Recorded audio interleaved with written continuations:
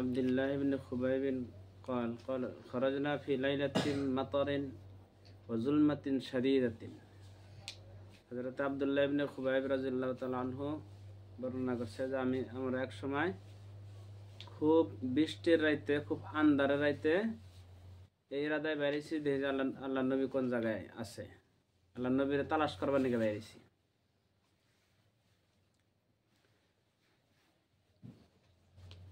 ফাদারাকনাহু, তো আমরা তালাশ করে এক সময় আল্লাহ নবীরে পাইছি। খুব বৃষ্টি পড়বার নিসাল, খুব আন্ধার, বৃষ্টি পড়লে এমনি আন্ধার হয় বৃষ্টির রাইতে, তো খুব আন্ধার হয়েছে, তো বৃষ্টি পড়ছে, ওই সময় আমরা বেরিয়েছি আল্লাহ নবীরে তালাশ করবার নিকে, দেখি আল্লাহ নবী কোন জায়গায় আছে। তো ফাদারাকনাহু, তো তালাশ করতে করতে এক সময় এনে এক পর্যায়ে না পাইছে। ফাকালা কুল, তো আল্লাহ নবী সাল্লাল্লাহু আলাইহি সাল্লাম কইছে যে তোমরা কও। তো কুলতু মা আকুলু, তো হযরতে আব্দুল্লাহ ইবনে খুবাইব রাদিয়াল্লাহু তাআলা আনহু কইছে যে হে আল্লাহর রাসূল কি কমু।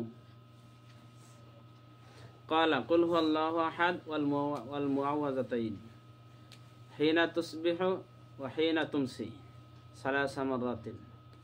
তো তারপর আল্লাহ নবী সাল্লাল্লাহু আলাইহি সাল্লাম কইছে যে কুল হুয়াল্লাহু আহাদ পড়ো, সূরা ইখলাস পড়ো, আর এর নাগে মুআওয়াযাতাইন সূরা ফালাক আর সূরা নাস রে কওয়া হয়। তো এই দুইটা পড়ো, যে সময় তোমরা সকাল করো বা সকালের সময় এবং কি সন্ধ্যার সময়।